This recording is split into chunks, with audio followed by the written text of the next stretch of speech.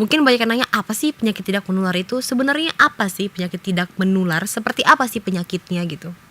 Nah, seperti yang saya bilang tadi kan, kalau penyakit tidak menular itu seperti yang tidak berpindah itu, tetapi dia menurun dan jenis-jenisnya itu seperti diabetes, hipertensi, jantung, stroke, asma, kanker, sama penyakit paru obstruksi kronis. Nah, jadi semua penyakit-penyakit itu bisa bermula dari yang seperti pola kebiasaan kita, seperti merokok, Iya, iya. kurang aktivitas fisik, kemudian dengan kurang makan sayur dan buah, ataupun konsumsi alkohol. Iya, iya. Ya, Tapi itulah.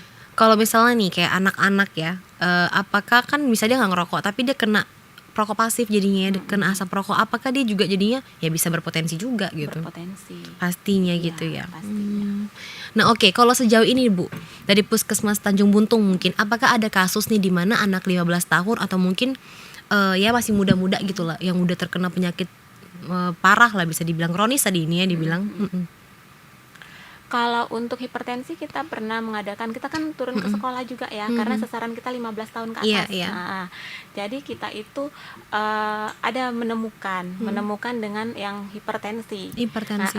Tetapi pada saat penemuan kasus kita tidak langsung menegakkan diagnosa. Oke. Kita memberikan edukasi, konseling, kemudian kita menganjurkan si anak tersebut untuk ke vaskes, atau boleh ke puskesmas, atau boleh ke vaskes yang ada di sesuai BPJS-nya gitu.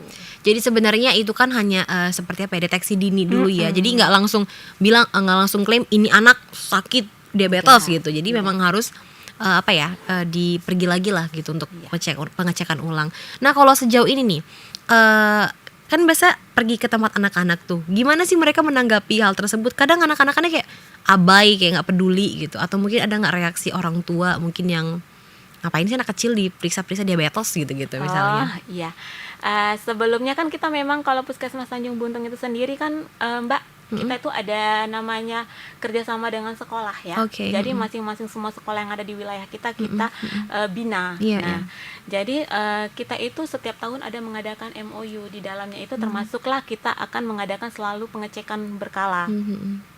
Nah, di sini kita melibatkan Pak PMR-nya, PMR. Iya. Nah, PMR itu sebagai kader. Kalau di masyarakat itu kan kader. Nah, kader kita di sekolah itu ya anak-anak PMR-nya. Jadi kita nanti adakan pelatihan, adakan sosialisasi tentang kegiatan tersebut. Iya. Nah, sebelum melakukan pun kita memberikan penyuluhan.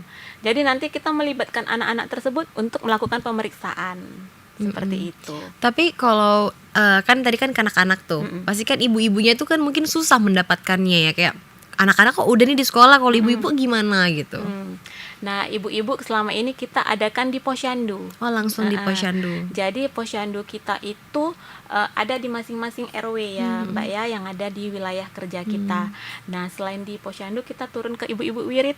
Ibu-ibu wirid juga kita turun, kemudian ke kantor-kantor yang ada di wilayah kerja pun kita turun. Jadi sedapat mungkin masyarakat kita itu memang melakukan, Mbak. Kita berusaha agar mereka diperiksa, karena itu memang penting kan. Lebih baik mencegah daripada mengobati. Iya sih.